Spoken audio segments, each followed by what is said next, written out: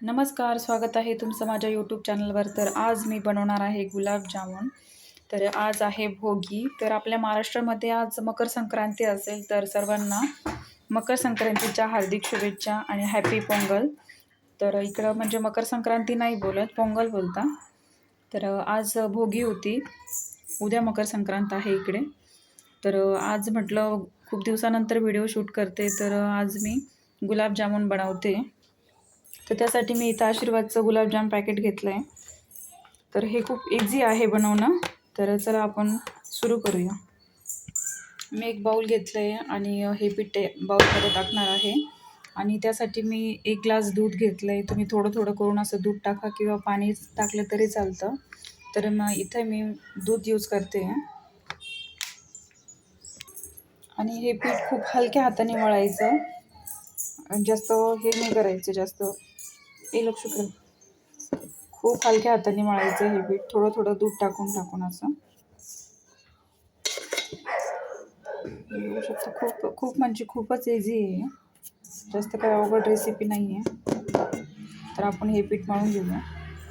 बघू शकता मी असं हे पीठ मळून घेतलं आणि याला थोडंसं आपण असं घी लावूया, थोडं थोडं करून असं. बघू शकता आपण याला घी लावलं आहे. आणि हे पीठ आता 10-15 मिनटं किंवा 5-10 मिनटं जरी भिजवलं ना तरी पण छान असे होतं. जास्त पातळ पण नाही आहे आणि जास्त घटसर पण नाही आहे, एकदम मस्त पीठ मळलं गेलं आहे बघा. तर आपण हे आता 10 मिनटं तरी असं ठेवून देऊया. तर आपण पाक बनवून घेऊया. त्यासाठी मी इथं छोटे 2 ग्लास पाणी घेतलेलं आहे आणि त्याच्यात साखर टाकूया. 1 कप असं मी साखर टाकली आहे. आणि मी इथं केसर टाकते आहे.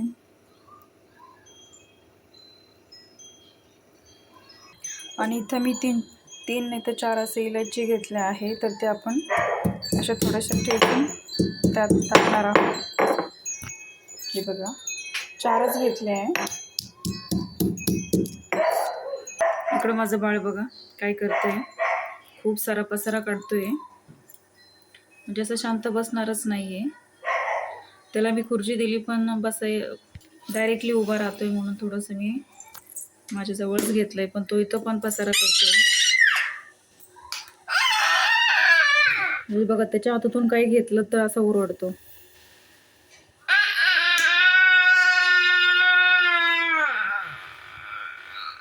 तर घरी आम्ही दोघेच आहोत, बाकी सगळे मंदिरात गेले. माझं बाळ आणि मीच आहे घरी. बाबू हाय कर बाळा, बाबा हाय, बाय बाय बाय बाय. लक्षित नाव आहे त्याचं, लक्षी. बघा, ही पण पावडर मी आता पाकीट टाकून देते.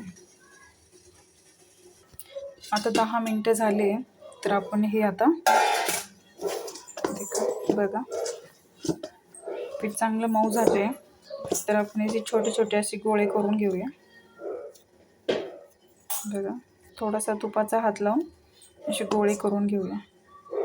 तर बघा, इथं मी असे गोळे बनवून घेतले. म्हणजे काही छोटे काही मोठे असे झाले. मला बाळ पण त्रास देते, त्याच्यामुळं मी असे काही छोटे काही मोठे बनवले. आणि इथं आपली हे पाक पण तयार झाला आहे. तर 10-15 मिनटं मी चांगलं याला उकळू दिलं. तर आपला पाक बी रेडी आहे. तर आपण आता हे गोळे तळायला घेऊया. बघू शकता माझं बाळ माझ्यापाशीच आहे, बाबू. तर आपला हा पाक झाला आहे. आता गॅस ऑफ करूया. इथं मी कढाई ठेवून घेतली छोट्या आकाराची. या कढईमध्ये ना खूप छान फ्राय होतात, म्हणून मी जास्त करून हीच कढाई यूज करते. तर म्हणजे दिसायला दिसते काळी, पण याच्यामध्ये छान असं म्हणजे फ्राय होतं. लक्षीकडे बाय. तर आपण ऑइल टाकून घेऊया.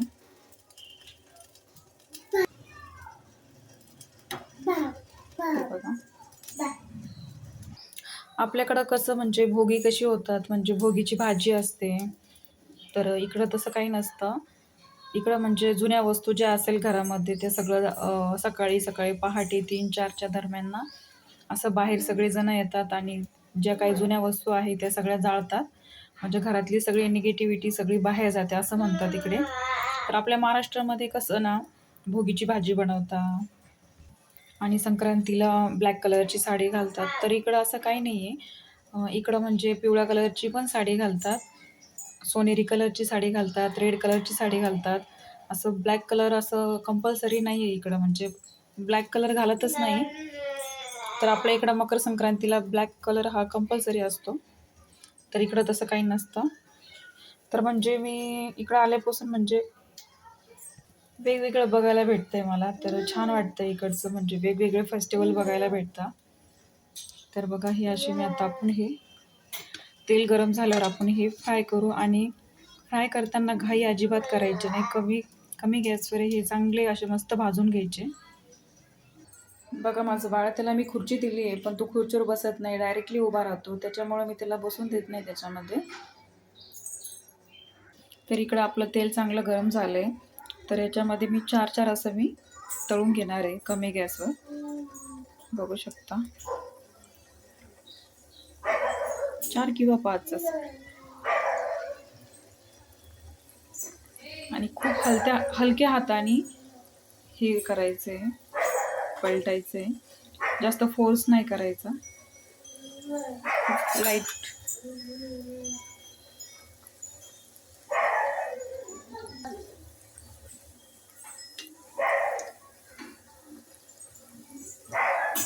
खूप असं हलक्या हाताने करायचं आणि कमी गॅसवरच चांगले भाजायचे, कारण ते आतमध्ये कच्चे राहत नाही, एकदम व्यवस्थित आतमधून भाजले जातात.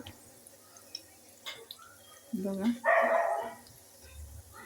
असे व्यवस्थित असा कलर, असा ब्राऊन कलर येऊस तर असं छान भाजले ना, दिसायला पण खूप छान दिसतात आणि खायला पण खूप छान लागतं. बघू शकता, छान असा डार्क ब्राऊन कलर आलाय. तर म्हणजे चांगले भाजले गेले हे. तर अशाच प्रकारे सगळे भाजून घेऊया, फ्राय करूया. सॉरी.